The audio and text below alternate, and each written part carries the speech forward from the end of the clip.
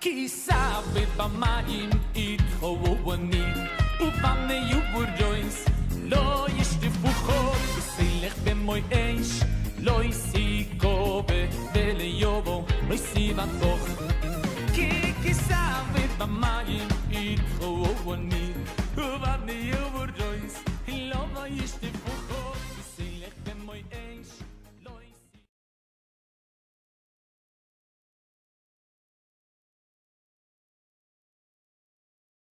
Hades TV Panamá y la congregación Hades Yameinu presentan el estudio bíblico de la semana con el Rosh Dr. Alexis Gómez.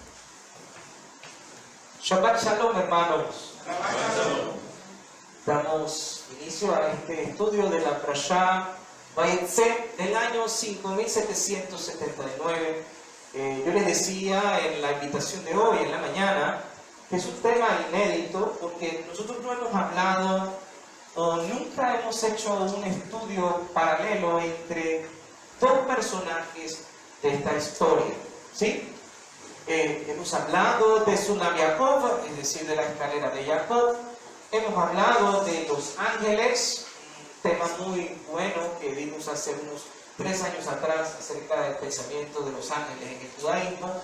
Hemos hablado de la verdadera prosperidad bíblica, pero hoy yo quisiera enfocarme en dos personajes de esta historia, ¿sí?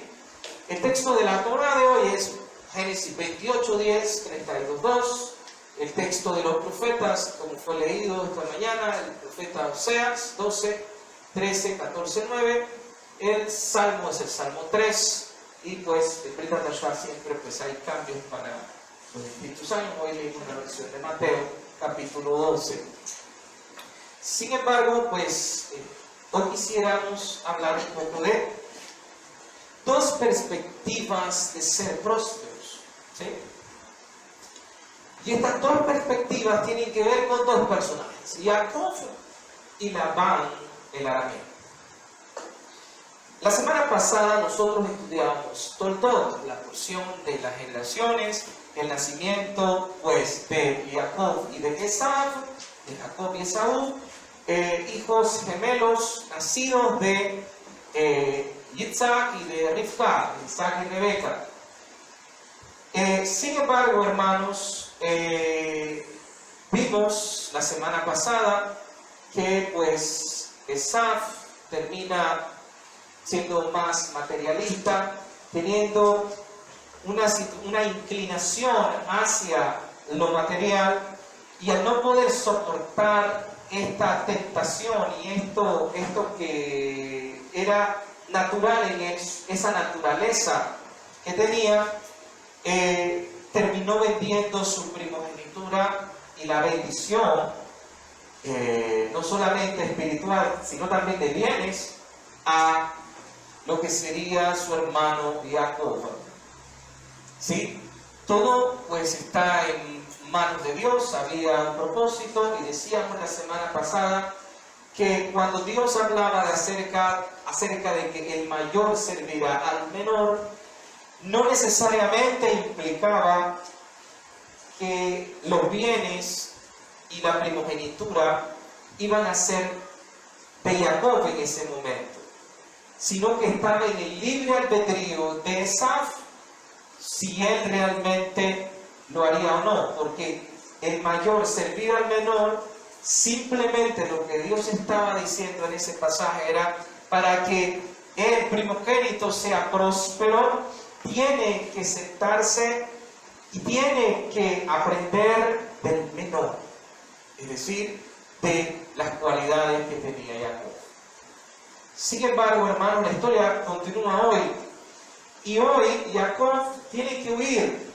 Por eso la porción de hoy se llama Vayetze. Salió Jacob de su casa, huyendo de su hermano que estaba a punto de matarlo, según él, la treta que habían hecho contra él, lo que había tramado su mamá Rivka.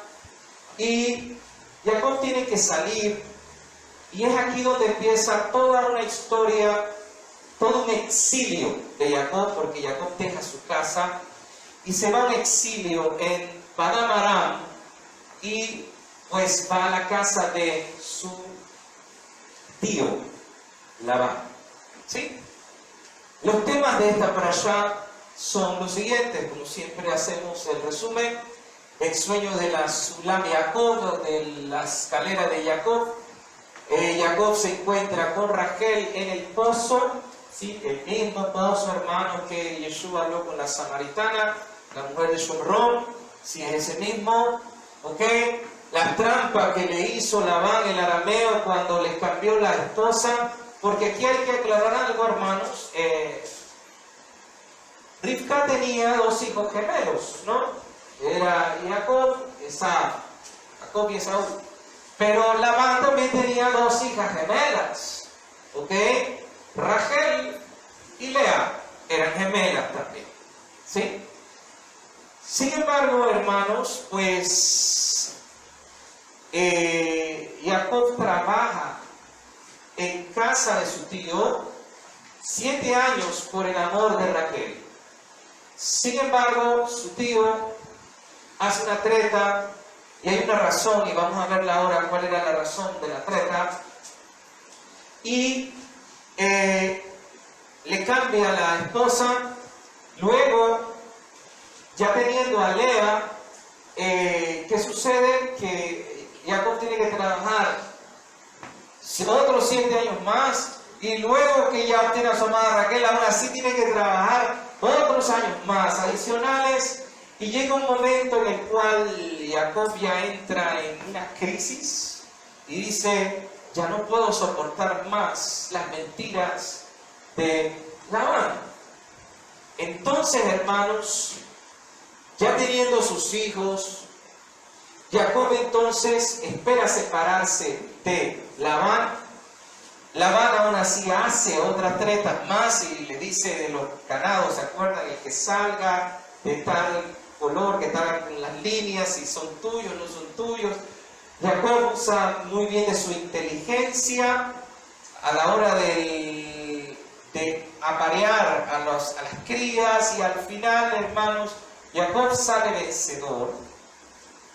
Sin embargo, Labán todavía insiste. Él tiene que huir de Labán. Ya sus hijas Raquel y Lea reconocen que se tienen que ir de ese hogar.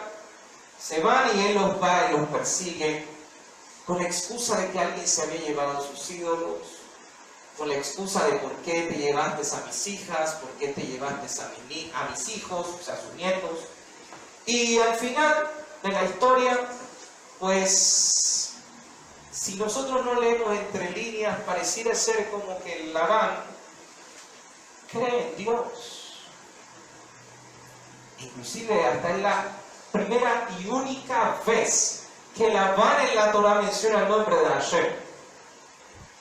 Y usted puede creer, no, al final de la historia él reconoció y él agradeció a Dios de los bienes, hermanos.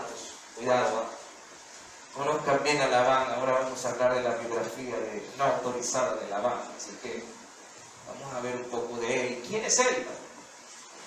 Sin embargo, hermanos, la historia termina en que Jacob huye de Labán, y al final, pues, nosotros conocemos la historia. La próxima semana va a ser el momento del encuentro de Jacob con su hermano Esaf de nuevo, y la pelea con el ángel. Sin embargo, hermanos, pues es muy interesante que cuando Raquel hurta los ídolos de su papá, de Labán, para que dejara de ser idólatra, Jacob dijo unas palabras, ¿no? Él no sabía, Raquel nunca le dijo a Jacob lo que había hecho, así que él dijo que muera el que tenga tus ídolos, porque ninguno de nosotros lo tiene. Y en efecto ocurrió. Raquel murió en Belén, más adelante, cuando nació su hijo Benjamín. ¿Sí? Entonces las palabras tienen mucho poder, hermano, así que mucho cuidado, ¿no? Tener mucho cuidado con lo que decimos de nuestra boca, porque realmente, tal cual como es mencionado, y si se hace de manera justa, pues entonces ocurre pues lo que se ve en el pasaje de la parashá de hoy también. Ok, bien hermanos, pero hoy yo no voy a centrarme en muchos de estos temas, aunque retomaré algunas cositas para aquellos que pues estudian por primera vez hoy Vayetze, ¿sí? Pero nuestro tema no es hablar de este punto, sino de dos perspectivas de prosperidad, ¿sí?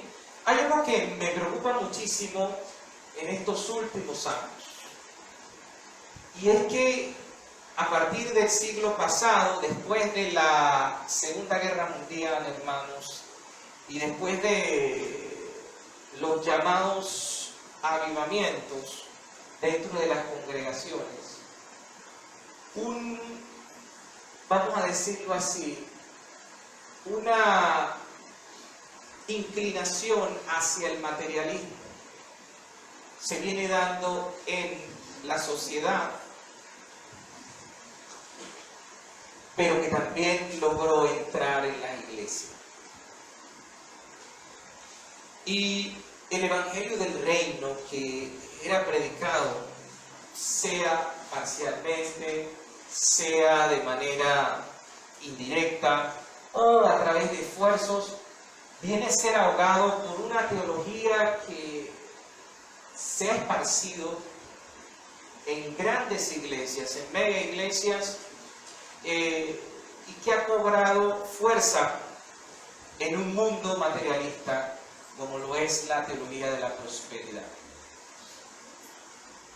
Claro está que ninguna iglesia que practica la teología de la prosperidad le va a decir a usted que están practicando la teología de la prosperidad. Eso no se lo van a decir nunca. Pero usted encuentra el germen de la teología de la prosperidad, es decir, haz pacto con Dios, ¿verdad?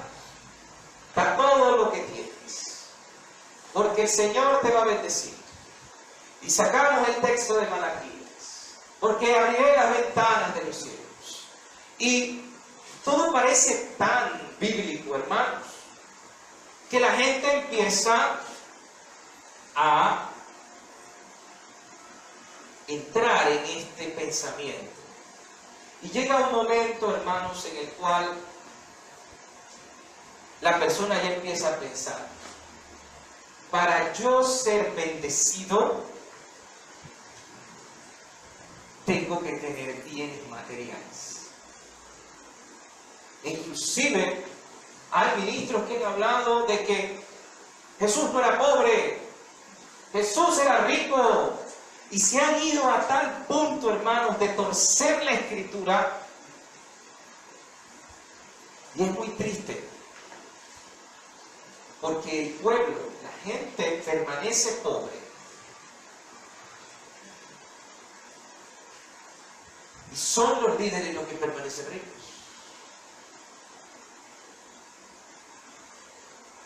Esa fue la iglesia que el Señor Yeshua fundó. Ese fue lo que Él nos enseñó. Ese es su mensaje. Ese es el mensaje de la Torah. Es un pensamiento totalmente egoísta. Es un pensamiento que no va con la palabra del Señor. Y segundo, hermanos, es una prosperidad que no es bíblica. Ser próspero sí existe en la Biblia. La palabra parnasá en hebreo es usada para sustento. Algunos la traducen como prosperidad, hermanos, ¿ok? Pero yo no la traduzco como prosperidad, porque en el fondo, cuando usted habla de prosperidad, la gente en la mente se le viene inmediatamente dinero, casa, carros, bienes materiales, ¿verdad? Eso es lo que se le viene a la mente a la gente. Pero, ¿qué sucede, hermanos? Que en la Biblia la palabra que se usa es parnasá, sustento. Lo que me sustenta.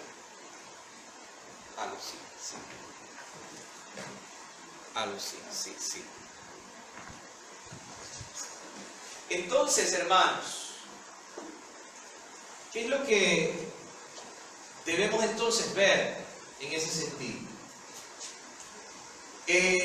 Debemos empezar a analizar muy bien, hermanos, de qué se trata la verdadera prosperidad. Y para entender este punto, yo quisiera que veamos dos perspectivas de ser prósperos. Sí.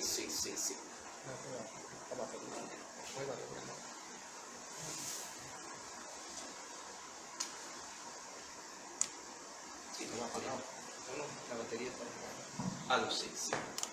sí.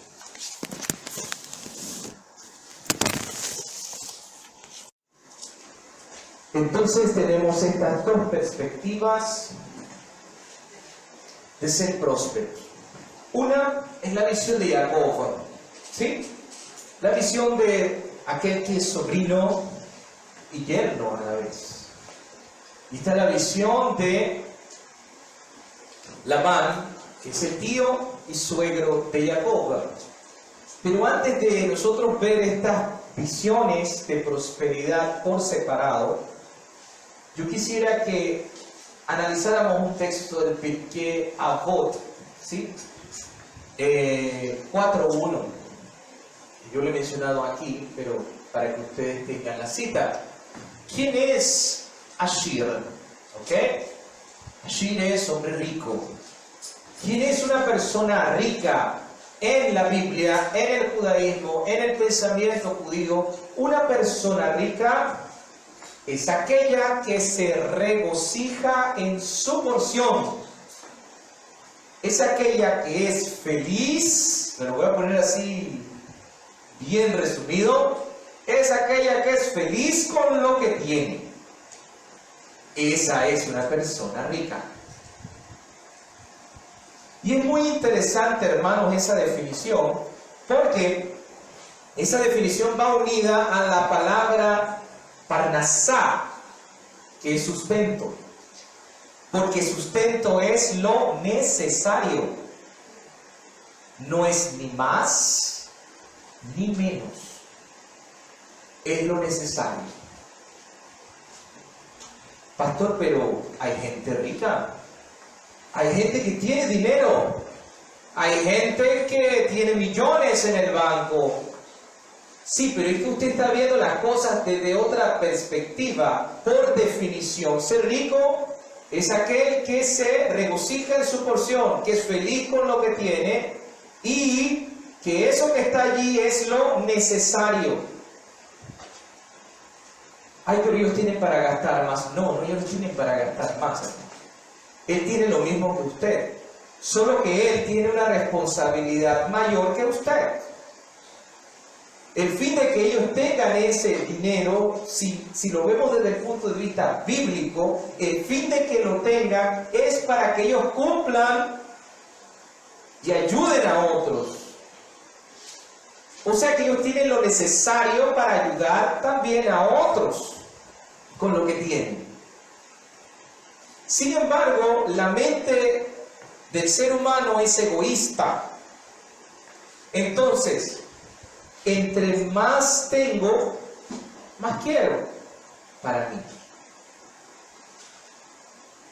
Entonces hay que tener mucho cuidado, hermanos, con esa perspectiva, porque realmente, si usted quiere ser próspero, hay muchas personas que dicen, voy a estudiar porque yo quiero ser rico.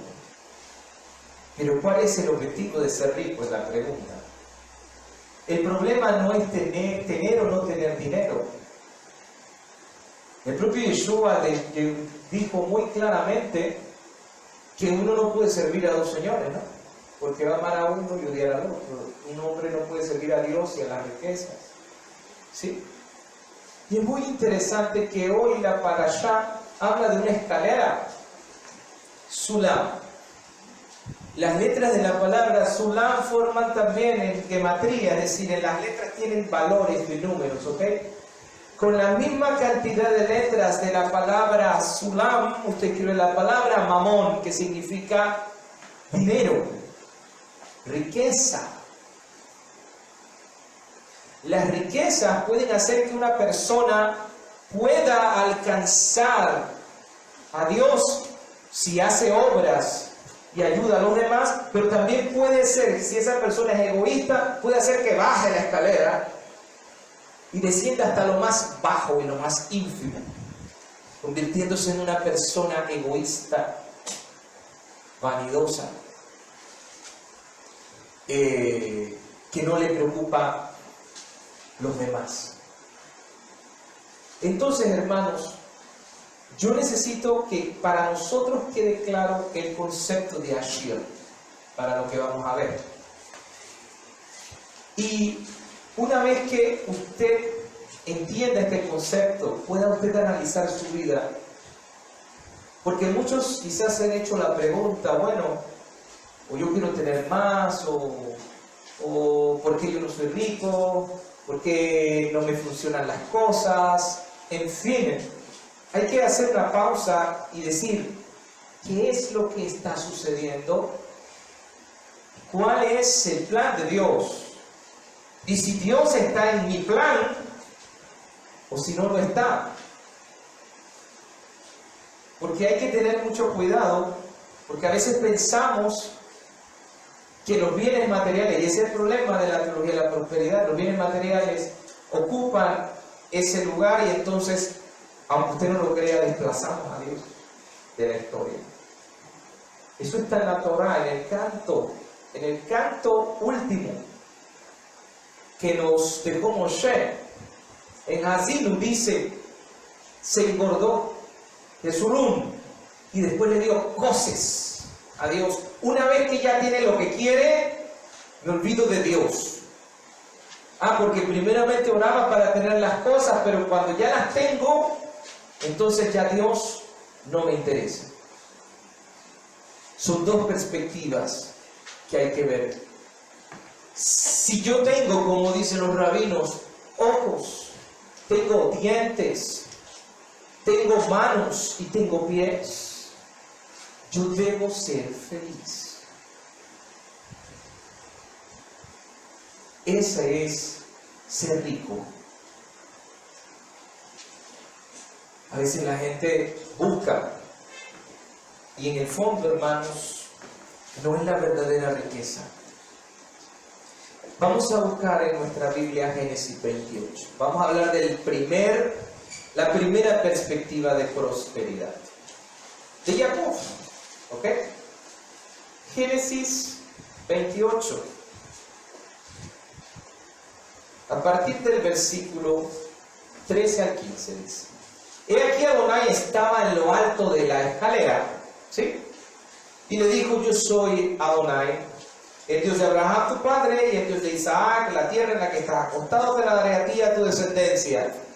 Es la misma promesa dada a Abraham y dada a Isaac también, ¿no? Será tu descendencia como el polvo de la tierra, y te extenderás al occidente, al oriente, al norte y al sur. Es decir, tú te extenderás por todo el mundo conocerá de ti y conocerá de mí por esta promesa, ¿no? Y todas las familias de la tierra serán benditas en ti y en tu simiente, la simiente de Mashiach que vendría, ¿no? He aquí yo estoy contigo y te guardaré por donde quiera que fueres y volveré a traerte a esta tierra, porque no te dejaré hasta que haya hecho lo que te he dicho. Esta palabra no solamente para Jacob y su retorno después del exilio, sino que todavía esta profecía se tiene que cumplir. Porque dice el Señor que yo te traeré de vuelta a esta tierra. Hoy estamos dispersos por el mundo, Él nos tiene que volver a llevar para cumplir la promesa de Jacob. Porque no te dejaré hasta que haya hecho lo que te he dicho. ¿Sí? Hay algo muy interesante en la porción de hoy. Dios le da una promesa de bendición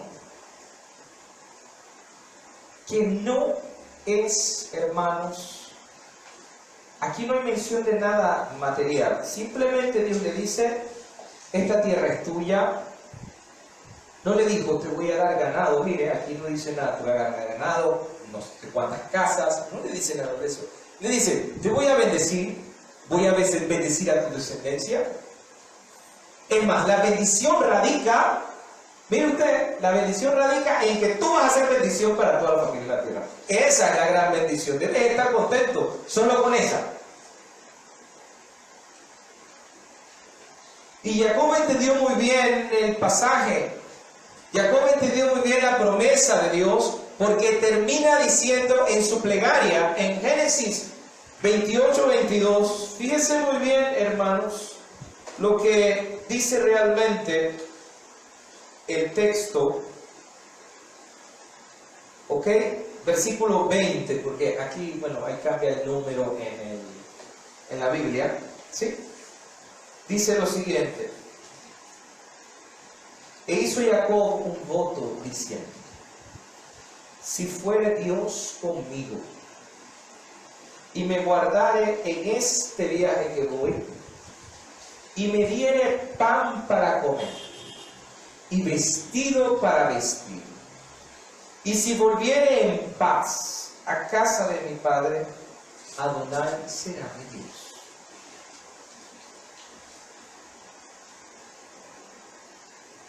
No hay cuentas bancarias, no hay casas, no hay carros, no hay ganado. Simplemente es, primeramente, que Él vaya conmigo. Eso me basta. Si Él va conmigo, hermanos, mire el pensamiento de Jacob. Si Él va conmigo, me acompaña, me guarda de todo lo malo que me pueda suceder en este viaje de ida y de vuelta. Y si me diese pan para comer y vestido para vestir, cosa que es un poco extraña, hermanos, porque sería como obvio decir, ¿por qué la Torá no dijo, si me diere pan y me diese vestido? Pero la Torá literalmente dice, pan para comer y vestido para vestir. Por cierto, es una redundancia decir eso. Pero la Torá hace, esas fueron las palabras literales de Jacob, por una razón, hermanos. Y es aquí donde se encuentra la esencia de la verdadera prosperidad. ¿Por qué Jacob está pensando? Algunos pensarán, ¿por qué él está pensando en cosas tan terrenales como el pan y el vestido? ¿Sí?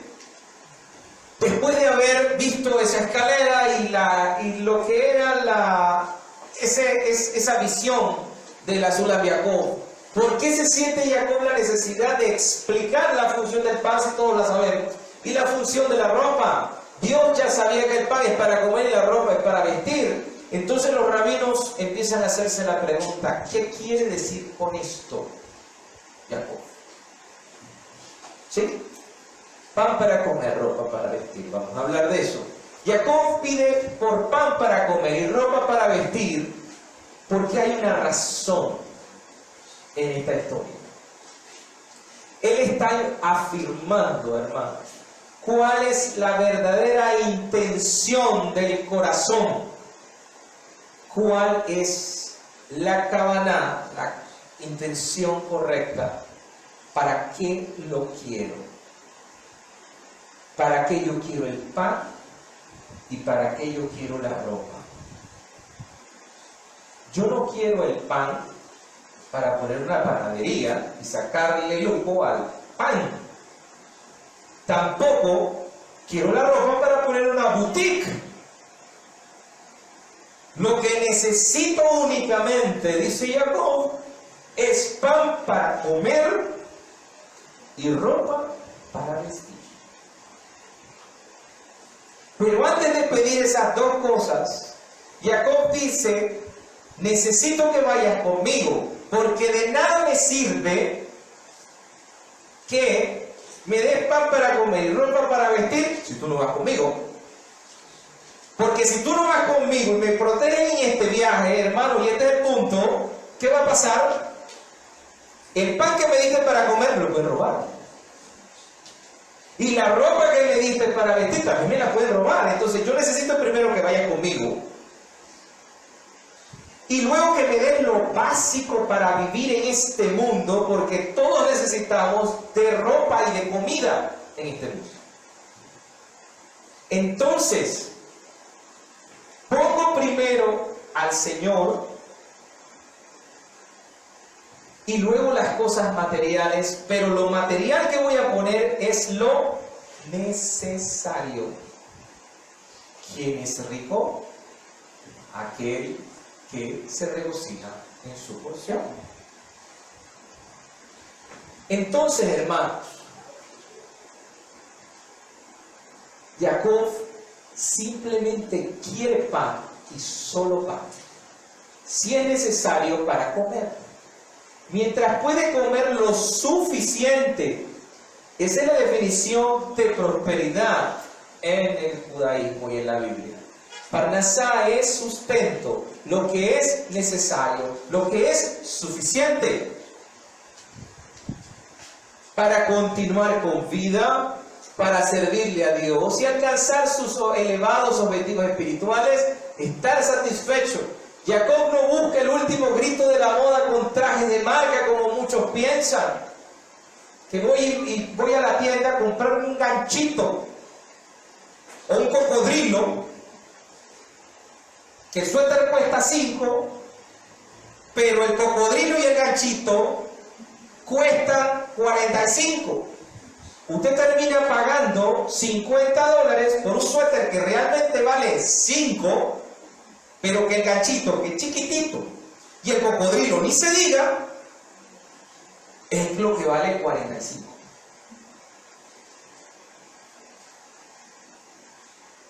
¿Qué problema, hermano?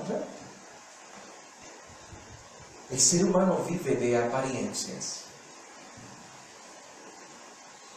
Y supuestamente esas apariencias son las que hacen que la persona valga algo. Porque si no lo tiene, no vale nada.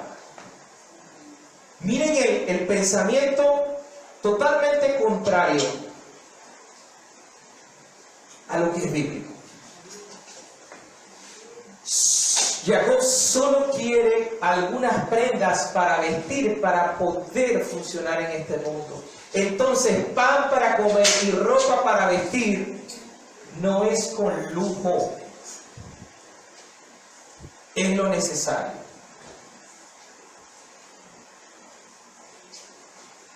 Y damos lo mejor de nosotros para el Señor. ¿Ok? Bien. Jacob define sus prioridades en la vida. Y esto es ser próspero. La verdadera prosperidad bíblica está en este pensamiento. ¿Cuál es lo prioritario? Yeshua llegó a decir, donde esté tu tesoro, allí también estará tu corazón. Claro, donde esté puestos tus ojos de lo que es importante para ti, allí también va a estar tu corazón y tu corazón te va a llevar a eso. Si tus ojos están puestos en las riquezas materiales, entonces el corazón se va a inclinar a buscar las cosas materiales. Pero Yeshua da una enseñanza totalmente distinta. ¿Ok? Cuando él le preguntaron, ¿se acuerdan? Que la gente empieza a preocuparse. Y está aquel ejemplo de los lirios del campo, que no trabajan ni hilan, ¿se acuerdan? Pero que ni siquiera Salomón se vistió como esos lirios. Lo hermoso que son los lirios no se compara con cualquier vestido de lujo que tuviese Salomón. Y si Dios, dice Yeshua, hace eso con ese lirio, que hoy está así, pero mañana se marchita y después lo echan en el fuego, ¿cuánto más no hará por ustedes? Dice el propio Yeshua.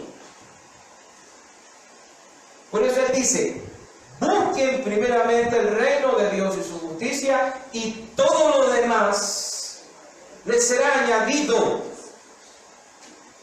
Porque si usted tiene la intención correcta, si usted sabe que el trabajo que tiene, que todo lo que usted hace es para cumplir la voluntad de Dios, y Dios ve en usted el potencial de lo que usted puede hacer, no por bienes materiales, hermanos, sino para cumplir su voluntad, Él le va a prosperar, pero es para que usted haga la voluntad de Él.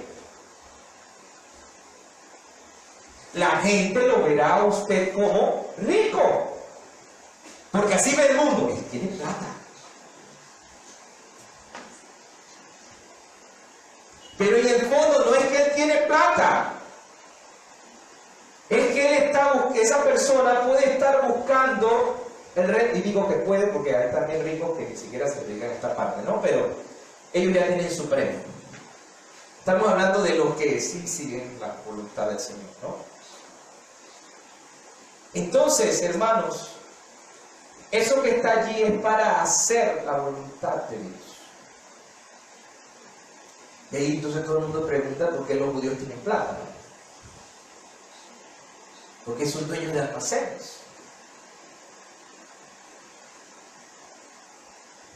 Ahora, hay cada caso. Pero hay gente que realmente es comprometida y realmente se preocupa por los demás. No hagas de la comida, ¿ok? Valora la comida por su función. Es lo que hace Jacob. No hagas de la comida una prioridad. No pases tu vida buscando posesiones y ropa. Úsalas, valóralas por lo que son, pero no permitas que ocupen un lugar importante ni en tu mente ni en tu sistema de valores, porque donde esté tu tesoro, allí también estará tu corazón. Ellos son simples medios, no el fin. Las riquezas son el medio para cumplir la voluntad de Dios, pero no son el fin. Porque si se convierten en el fin, hermanos, entonces usted va a estar en las dos problemas que yo digo: o sirve a Dios o a las riquezas. Vas a amar más a una que a la otra. Pero si usted ama a Dios, Dios le va a proveer de lo necesario para cumplir la misión de acuerdo a lo que usted puede llevar. A veces las personas dicen: ¿y por qué Dios no me prospera?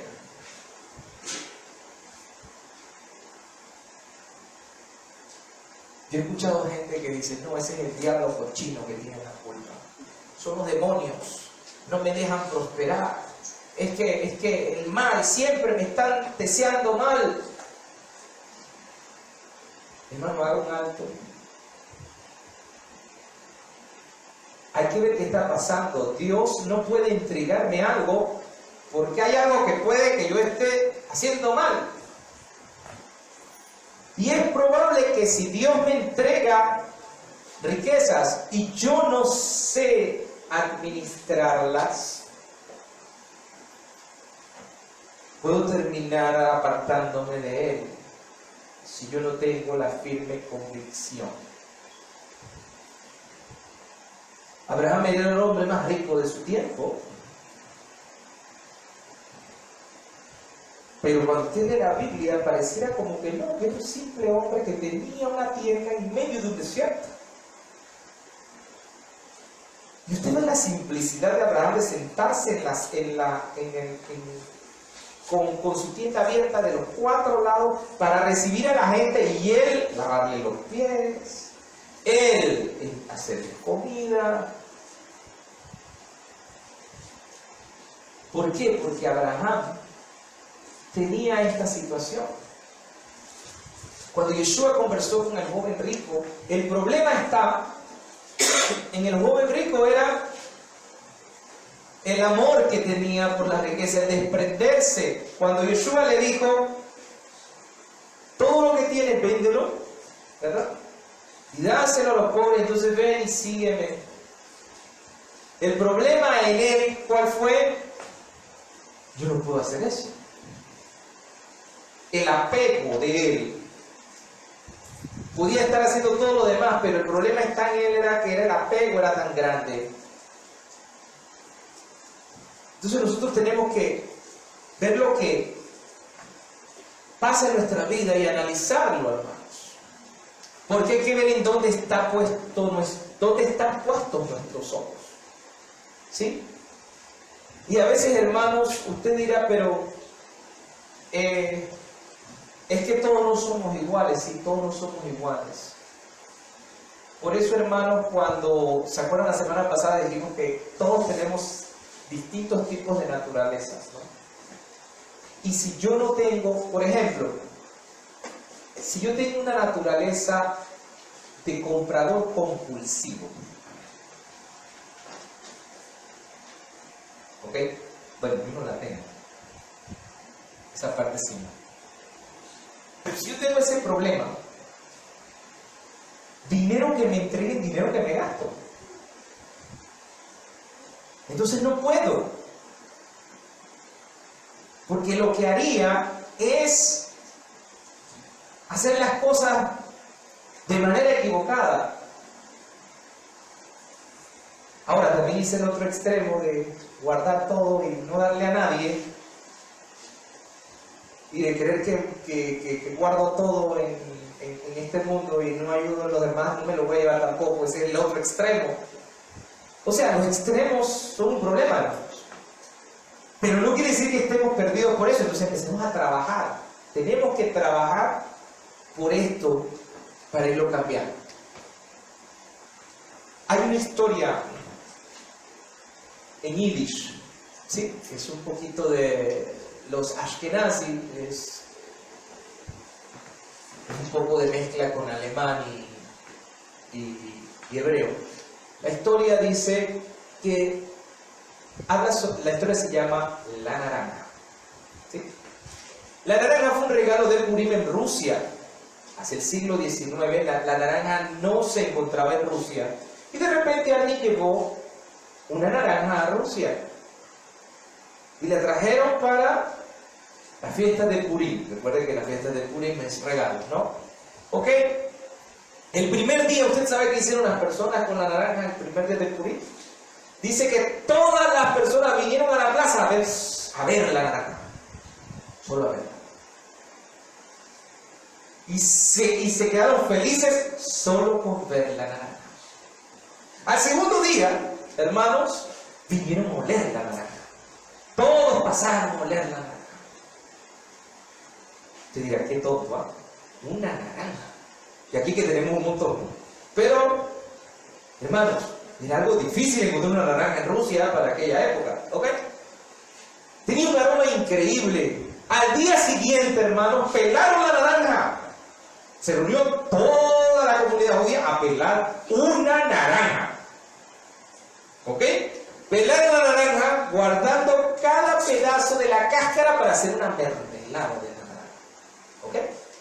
Luego separaron los gajos de la naranja, los repartieron, los mordieron, ¿ok? Sosteniendo el delicioso jugo en su paladar. Fue una experiencia increíble. Finalmente hicieron la mermelada, que duró semanas la mermelada de naranja, ¿ok? Un recuerdo para toda la vida. La naranja. Así termina la historia. ¿Qué quiere decir eso, hermanos? Analice la historia de la naranja, hermanos. La mayor parte del tiempo, hermanos, no nos detenemos para reconocer la bendición y el sabor placentero de los alimentos y de las cosas que Dios nos da. A veces creemos que las cosas que tenemos, Dios tiene la obligación de darnos, o que la gente tiene la obligación de darnos. Y eso no es cierto. Aquí no hay obligación. Pero no nos detenemos a ver realmente, hermanos, y a disfrutar de la bendición. A menudo, a veces, de advertirlo, ya terminamos de comer sin haber valorado el placer de aquello que Dios nos dio. A veces lo vemos tan natural, hermanos, levantarnos todos los días y decir, no, hombre, llegó un día más. Como que es tan natural que yo me levante todos los días. ¿Verdad? Y así vive mucha gente, pensando que se merece levantarse todos los días. ¿Qué problema?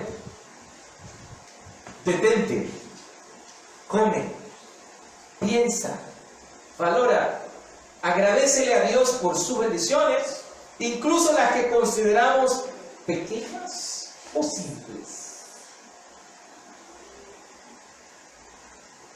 Hermano, solo por el simple hecho de que nosotros lleguemos a casa y haya algo para comer, ya es una bendición y no es una obligación. Es el camino de verdad. Allí, si usted quiere ser santo, es la primera cosa que debemos hacer: reconocer y disfrutar las cosas simples. Decía yo esta semana, la iglesia quiere milagros. Y usted sabe, para la iglesia, ¿qué es milagro? Cosas extraordinarias. ¿Qué? Polvo de oro, diente de oro. ¿Qué quiero? Que Dios me mande una bendición. ¿De cuánto? De $1000. Esa es la bendición que yo quiero. Y hay cosas tan simples que pueden ocurrir, que puede estar pasando por un problema en este momento y Dios me manda a alguien para que me aliente y simplemente me diga, sigue adelante. Ah, pero esa no es la bendición que yo quería. Yo lo que quiero es plata. Hermanos, yo he escuchado cristianos, creyentes, que dicen, lo que quiero es plata. Dame la plata. Porque esa es la bendición. Sí, hermanos. No es mentira, hermanos. Yo lo he visto.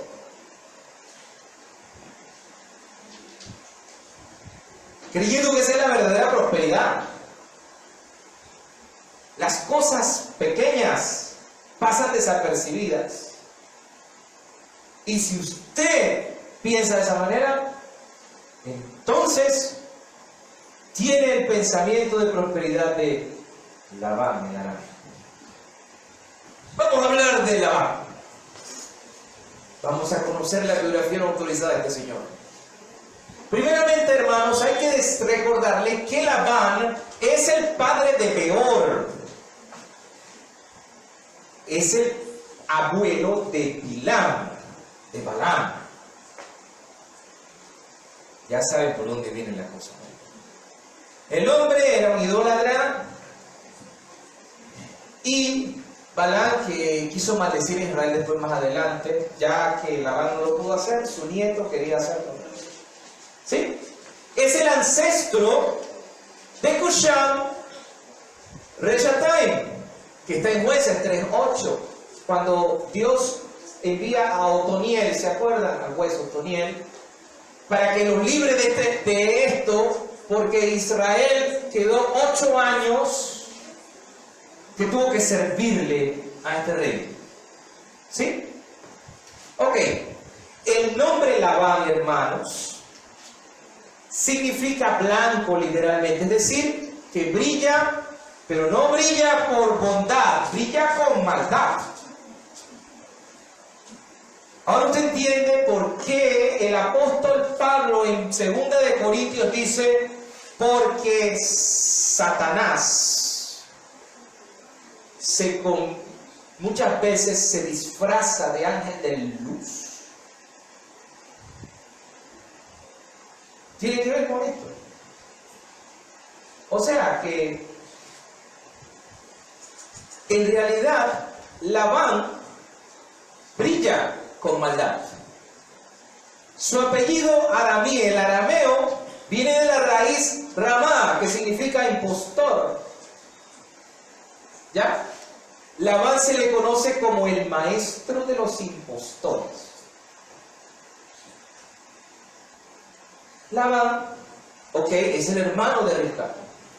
¿Y usted sabe qué ocurrió? Que cuando él vio que Eliezer venía para buscar a Rivka, lo primero que él se fijó fue las pulseras, anillos, por todos los regalos que traía Eliezer. Dice, esta es mi oportunidad. Plata. Aquí hay una mina de oro. Y era tanta su sed por el dinero, hermano, que él preparó un veneno para matar a Eliezer. Y que hace por todo.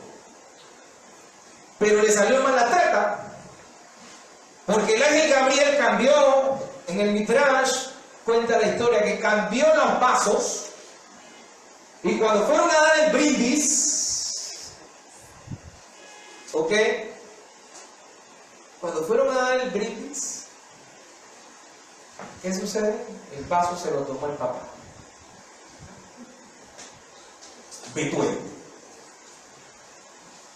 Betuel sale de la historia porque su propio hijo lo mató, envenenado. Y este es el pensamiento de prosperidad de Labán. ¿Cuál es? Entre más tengo, más quiero. ¿Ok? Entonces, hermanos, antes de la llegada de Jacob, hermanos, esto es lo que está pasando tras bastidores en la historia de hoy. El ganado de Labán era escaso, ¿sabían? Él no tenía mucho ganado. Y había disminuido porque había peste.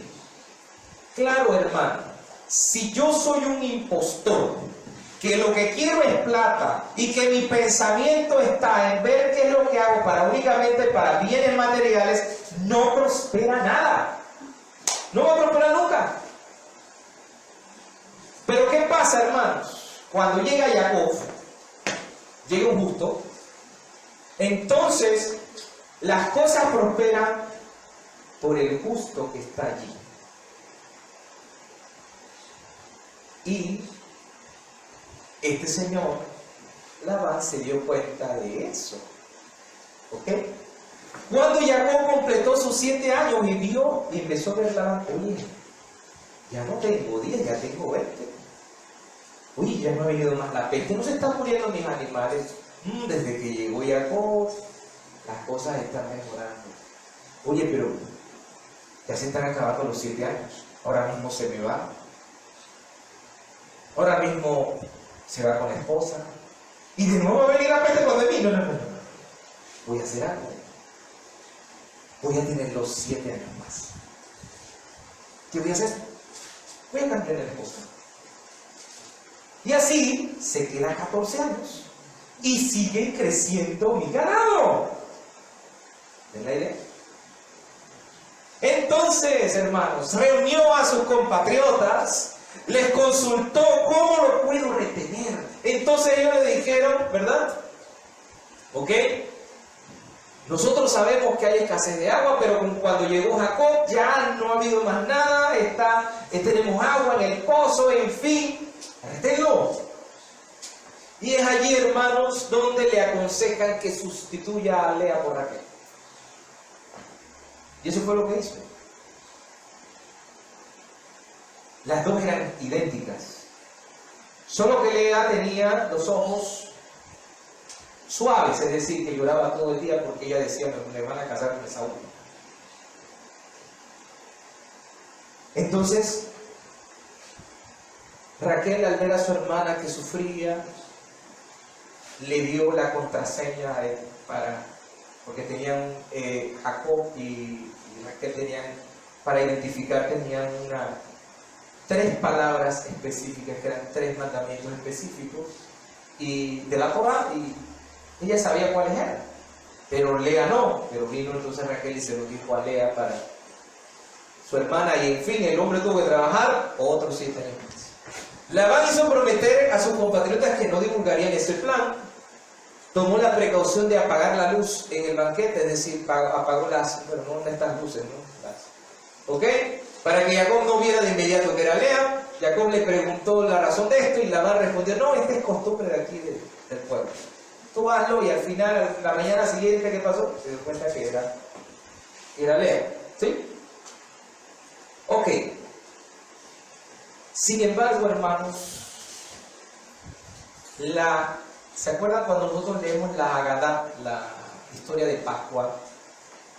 Yo no sé si usted recuerda que cuando le hemos leído mencionan a Labán en la historia. ¿Usted ha prestado atención que mencionan a Labán? Preste la atención el otro año cuando lo escuche de nuevo. Nosotros mencionamos a Labán en la historia. ¿Sí? La Agadá dice: ve y aprende que el arameo Labán le quiso hacer a nuestro antepasado. Cuidado, aprende de eso, dice. El faraón dispuso un decreto solamente respecto a los varones, pero Labán quiso destruirlo todo. Así dice la Agadá.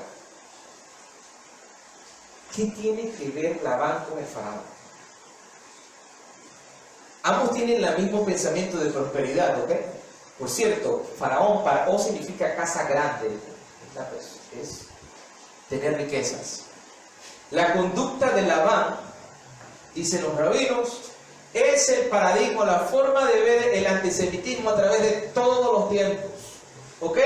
La Agadá no se refiere tanto a lo que Labán nos hizo, sino al comportamiento de Labán, que se repite una y otra vez. Y hay que tener cuidado con esas conductas de Labán, que es un pensamiento de una prosperidad que es egoísta. Labán empieza actuando como un amigo para Jacob. Te voy a dar tu lugar, te voy a dar una de mis hijas para que te cases. Y empieza como que si todo fuera bondad. Cuidado. Luego, ¿verdad?, que le ofrece refugio. Jacob trabaja 7 años para conseguir a Raquel, pero Labán empieza con su primera trampa. Le cambia la esposa. ¿Ok? Y Jacob de nuevo va y trabaja 7 años más por ahí. Cuando nace Yosef, hijo de Raquel, Jacob trata de irse, pero usted sabe qué hace Labán, le dice: no, tú vas a trabajar 6 años más. O sea que el pobre hombre trabajó los 14 más 6, estamos ya ¿cuánto? 20.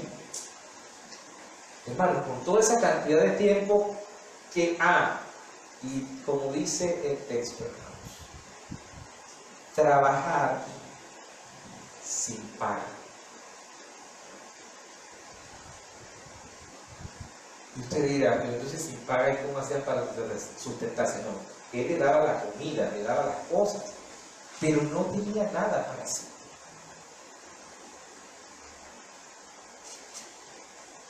Entonces, hermanos,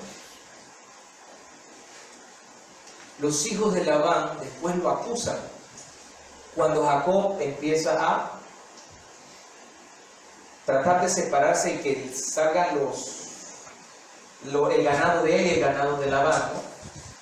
Jacob siente que Labán se está volviendo cada vez más hostil. Le dice a Raquel y a Lea: ¿saben qué? Mejor vámonos. Y ella dice: sí, está bien, a nosotras también nos trata como extrañas, nos ha vendido y se gastó todo el dinero. Así que Jacob no tiene más opción que escaparse.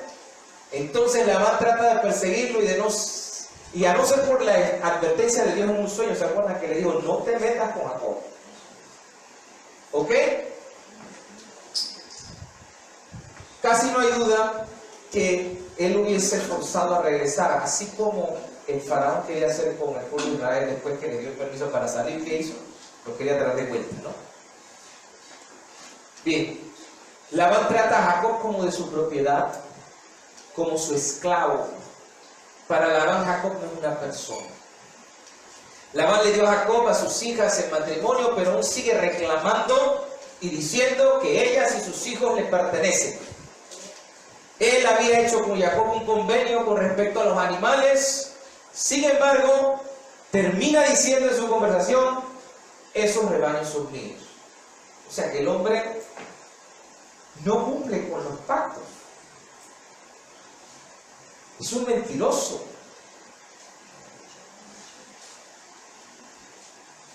Jacob se niega a darse por vencido, hermanos. Rodeado por todos los lados que tenía, no podía huir. Logra encontrar una salida. Y es allí donde Jacob, ¿verdad?, tiene que ser más astuto que su tío suegro. ¿Sí? Que era extremadamente malicioso. Así que Jacob tiene que buscar la manera. Y hay algo muy interesante, hermanos, que eso que sucedió con Labán es lo que ocurre con el pueblo judío. La gente fuimos dispersados por el mundo, y siempre han tratado al pueblo judío como lo peor. Les dieron los peores, hermanos, los peores trabajos. El trabajo de prestamista y usurero. La iglesia cristiana le dio a los judíos ese trabajo, porque ellos iban para el infierno. Ese era el pensamiento, porque ellos mataron a Jesús. Y el mal que le quisieron hacer, así como hicieron con Jacob, se convirtió en un bien, y hoy todo el mundo se queja porque los judíos tienen plata, ¿no? Pero no se han puesto a pensar qué es lo que ocurrió. La historia de Jacob y Labán se vuelve a repetir. Y su prosperidad radica no es que el judío ame el bien material, sino que realmente él entiende cuál es la verdadera prosperidad bíblica. ¿Sí? Sin embargo, hermanos, no solo es esa la cualidad de Labán. Labán tiene el problema de que es un malagradecido. Vamos a ver en Génesis 30, 27.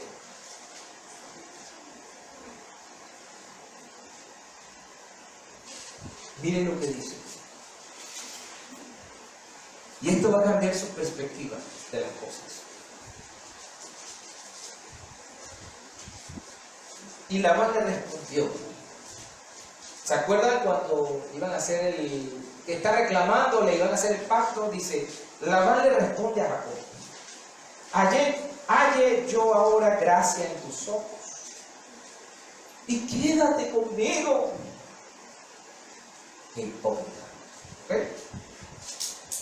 He experimentado que Adonai me ha bendecido por tu causa. Quédate conmigo, por favor, porque yo reconozco que Hashem me ha bendecido por ti. Hermanos, no se debe engañar, el hombre es un impostor. Quien lee ese texto dice, no, hombre, el hombre se convirtió, ya Labán cree en Dios y va a dejar los ídolos. No le crea, hermano. Lee entre líneas. Vamos a ver qué es gratitud en hebreo. ¿Ok? ¿Cómo se dice gracias en hebreo? Toda. Toda es gracias, ¿no? Toda, Rabá es muchas gracias. Rabá es grande, ¿no? Muchas. Toda. ¿Sí? ¿Qué sucede, hermanos? ¿Ok? Que primeramente no puede ser que de la noche a la mañana Labán se haya convertido en un hombre piadoso. Eso es imposible.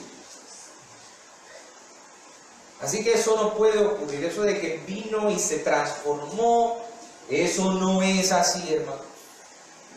¿Ok? Porque ahí no hubo ni arrepentimiento, no hubo nada de eso, eso es imposible. O sea que usted tiene que dudar, ¿sí? Reconocer que Hashem es la fuente de todas las bendiciones, hermano, eso no es fácil. No es venir y decirlo de buena la primera, porque hay gente que dice, todo lo que tengo es gracias a Dios. Espérese un momentito, hermano. Aunque usted lo diga, no necesariamente es así. Y le voy a explicar por qué. Porque la palabra toda gracias viene de la raíz admitir. La raíz de las letras de la palabra toda realmente significan admitir, no gracias. Porque decir gracias significa que reconocemos tener una deuda. Admitir que yo tengo una deuda de gratitud con otro. Ese es dar gracias. Yo admito, yo reconozco que yo debo algo. ¿Sí? Tenemos una tendencia como seres humanos a minimizar la deuda de gratitud para con los demás. ¿Sí? Y por lo tanto a disminuir el grado de lo que estamos obligados hacia los demás y hacia Hashem. ¿Ok? El agradecimiento de Labán es una farsa. Si usted se fija, el versículo que sigue, versículo 28, y le dijo Labán a Jacob: señálame tu salario y yo te lo daré. Si nunca le pagó. Ahora va a preguntarle de salario. Bueno, y él le respondió: tú sabes cómo yo te serví y cómo ha estado tu ganado conmigo, porque poco tenías antes de mi venida y ha crecido en gran número, y Adonai te ha bendecido con mi llegada, y ahora ¿cuánto trabajaré también por mi propia casa? ¿Qué es lo que está tratando de decirle Jacob? Vuelvo a leer el versículo 30. Poco tenías antes de mi llegada, y ha crecido en gran número, y Adonai te ha bendecido con mi llegada. Y ahora, cuando trabajaré también por mi propia cuenta. ¿Qué es lo que le está diciendo Jacob a Labán? Qué bien, tú estás diciendo que todo lo que tienes es porque Hashem te lo dio. Pero en ningún momento dices que yo también tengo que ver con esto. En pocas palabras, dices que estás agradecido, pero en realidad no estás. Eres un mentiroso. Porque aunque todas las cosas, hermanos, provienen de Hashem, hay instrumentos en esta tierra. Y usted tiene que ser agradecido. Jacob está confrontando a Labán y le está diciendo: veo más allá de tu palabrerío y de tus mentiras. Si Hashem te bendijo, fue gracias a mí. Es cierto, Labán, ¿ok?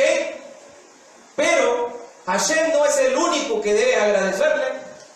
No puedes ignorar el hecho de que he trabajado duro por tu rebaño, fui quien cuidó tu ganado, aumentó su tamaño, también me debes a mí. Y si no puedes reconocer tu deuda de gratitud hacia mí, entonces no me hables de lo mucho que Dios hizo por ti. Esa es la falsa idea que tenemos. No, yo a personas no le agradezco a Dios. ¿Sabe por qué? Porque si usted no reconoce lo que las personas hacen por usted, y esas personas usted las ve, ¿cuánto más le va a agradecer a Dios que no lo ve? Y eso es comprobable, hermanos. Vamos a ver. No es que lo digo yo. La gratitud comienza con la apreciación de la deuda que tenemos hacia los demás seres humanos. Si no puedes admitir esa deuda más concreta de gratitud, entonces tampoco puedes reconocer verdaderamente tu deuda más efímera de gratitud hacia Dios. Todo es una farsa. ¿Se acuerdan José? ¿Qué hizo el faraón cuando murió José?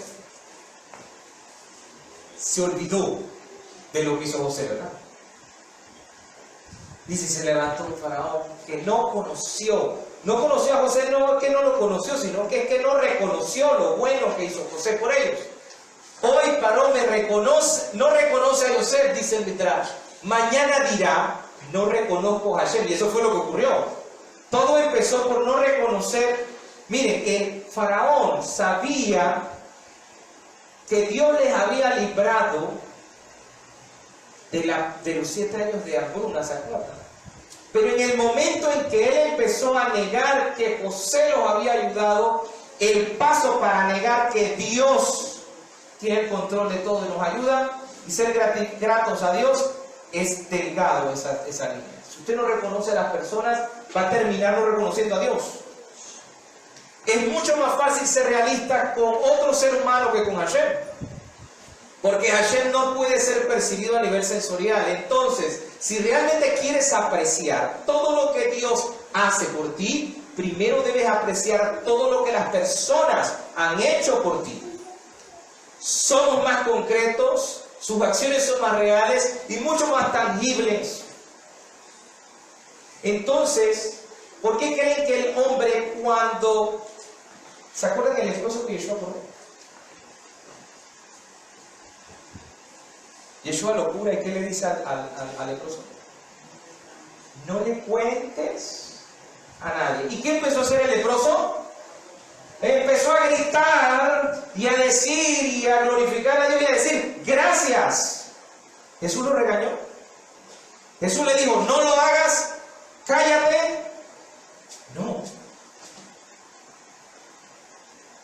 Pero si Jesús le dijo antes, ¿qué le dijo? No le digas a nadie, ve al sacerdote, presenta tu ofrenda y ya vas a cumplir con el rito. Pero ¿cómo fue el agradecimiento?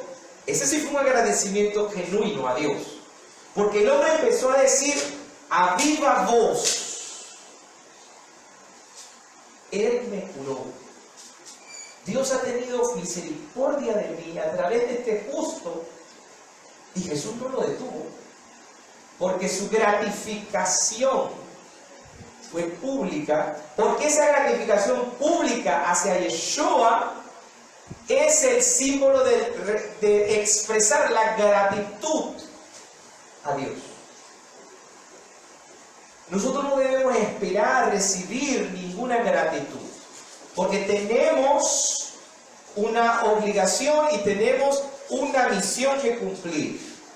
Pero cuando recibimos las gracias de las personas, si una persona es agradecida, hermanos, porque usted no va a esperar el agradecimiento, pero si una persona lo expresa en palabras y en acciones mucho más, ¿sabe qué ocurre? Usted puede estar seguro que esa persona está agradecida con Dios. Porque se expresó físicamente a la otra persona. ¿Sí? Primero entonces reconoce tu deuda de gratitud hacia ellos y luego serás capaz de apreciar lo que Dios ha hecho por ti. Y continúa haciendo por ti. Lo opuesto también es cierto, hermanos.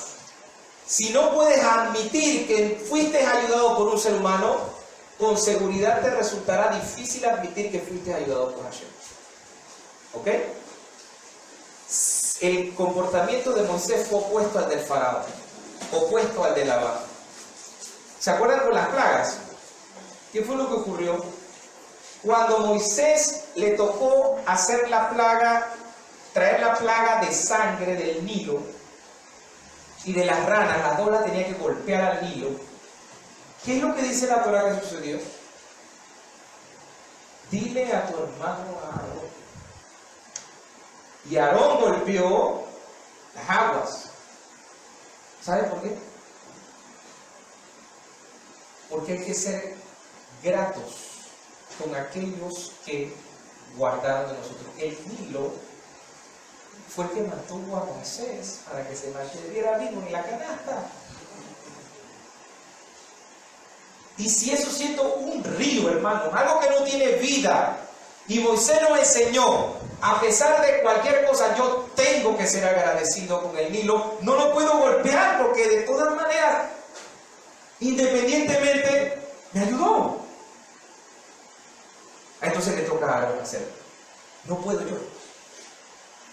¿Sí?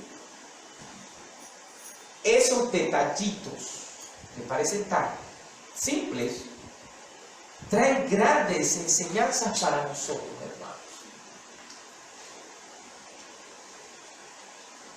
Labán el arameo está dispuesto a reconocer la existencia de Dios e incluso admitir que Dios mismo está involucrado en los asuntos del hombre y que lo ha bendecido personalmente siempre y cuando no tenga que admitir que le debe algo a Jacob. Es por eso que Labán usa repentinamente la palabra Hashem aquí en el versículo 27, que jamás él vuelve a mencionar en la Torá, a menos que estemos dispuestos a reconocer que nuestra deuda de gratitud hacia nuestro prójimo, ya sean nuestros padres, amigos, maestros o cualquier otra persona que trate de ayudarnos y apreciar el esfuerzo, solo ya crea una deuda de gratitud, no reconoceremos el bien que se hace por nosotros. Como resultado, tampoco seremos capaces de apreciar lo que Dios nos ha dado. Es decir, que la gratitud se expresa.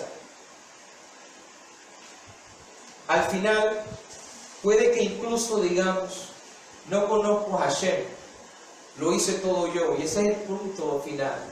Fue una ardua tarea, mi inteligencia, mi compromiso, me generó esto, ya no le debo nada a nadie. Si no le debo nada a nadie, tampoco le debo nada a Hashem. ¿Y ahí qué empieza a suceder? Ya, Dios salió de su vida. Analice, esa fue la historia de la humanidad. Antes había valores de agradecimiento, valores y virtudes que usted tenía. Vaya y analice lo que nos enseñaron nuestros ancestros. La generación de hoy, como lo dije la semana pasada, a un estudiante fue una palabra muy dura y le dije, yo voy a decirle esta palabra dura, pero son unos malagradecidos. ¿Sabe por qué, hermanos? Porque si alguien está haciendo algo por mí, voy a decirle algo. Yo voy a hacer lo posible, no por pagarle,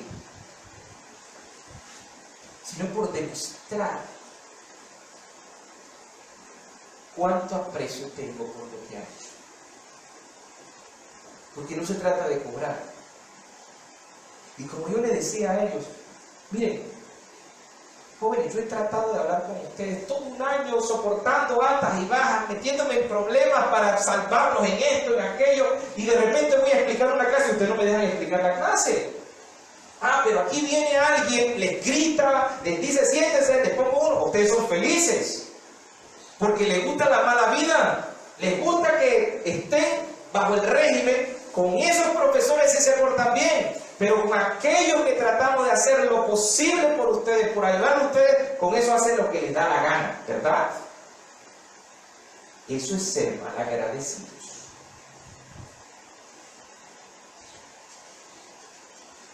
Hay todo el mundo en su silencio. Y hermano, me tuve que decir, ¿usted sabe por qué? Porque es la única manera de sacudir. Porque la vida, eso es en la escuela, pero la vida está llena de eso.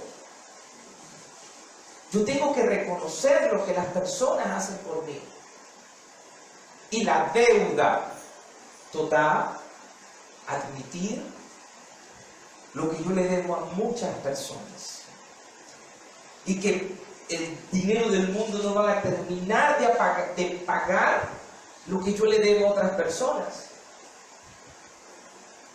¿Por qué? Porque todos necesitamos de todos. Y siempre Dios coloca a alguien en nuestra vida para ayudarnos. Pero hay que ser gratos. Como yo les decía a ellos, era necesario decirle a ellos, despierten. Unos terminaron diciendo, no nos dolió, pero fue verdad. ¿Cómo lo tratamos? No lo estábamos viendo desde esa perspectiva. Y entonces ahí después usted puede usar de misericordia. ¿Ok? No nos gusta reconocer el bien que los demás hacen por nosotros porque pensamos que estar en deuda con ellos afecta nuestra independencia. Pero no nos estamos engañando a nosotros mismos Nos estamos engañando a nosotros mismos, al igual que lo hizo la otra. La independencia verdadera significa tener la fortaleza interior y la humildad para apreciar los regalos que hemos recibido de los demás. Hacerlo es la única manera de apreciar también los regalos que hemos recibido del propio Dios.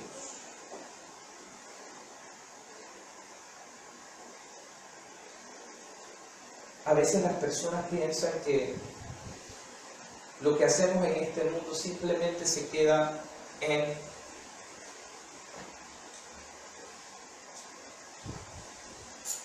palabras o cosas que usted lo va a aplicar en la vida, en su profesión. Como yo les decía a los muchachos, la esencia de todo lo que nosotros, en nuestro caso como profesores en la escuela, hacemos, va mucho más allá de venir y enseñarles, de yo enseñarles lógica, de enseñarles historia, geografía.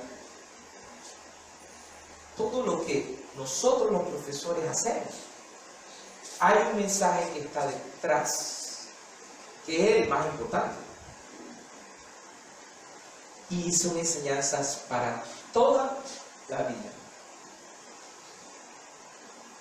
Les aseguro, hermanos, quizás todos no, pero quizás muchos entendieron el hecho de ser gratos en el momento en que yo les dije a ellos que hay que ser agradecidos por los demás. Porque esa es la única manera, hermanos, que realmente demostraremos que somos agradecidos con Dios. Y esa es la gran diferencia entre la prosperidad de Jacob, que sí fue agradecido, porque después de todo, Jacob dice, si tú me traes y haces todo esto por mí, entonces yo voy a ser agradecido contigo, Señor. Porque realmente no es porque lo necesites, porque Dios es dueño de todo. Pero ¿qué dice? El diezmo. Eso no es lo que dice la parashá de hoy. Entonces te daré el diezmo. Después de todas estas cosas que pasen, mira el pensamiento de Jacob, de lo poquito que me des, del pan que me des, de todo esto que me des, entonces te voy a dar el diezmo. Es ser agradecido. Mientras tanto, Labán, el pensamiento cuál era, no le debo nada a nadie. Todo lo que tengo me lo merezco. Y además de lo que tengo que me lo merezco, ¿cuál es el pensamiento? Es más, quiero más. Dos tipos de prosperidad completamente distintas. Que el Eterno nuestro Dios nos bendiga y nos guarde en el nombre de Yeshua. Amén. Amén. Bien, nos vamos a ir preparando.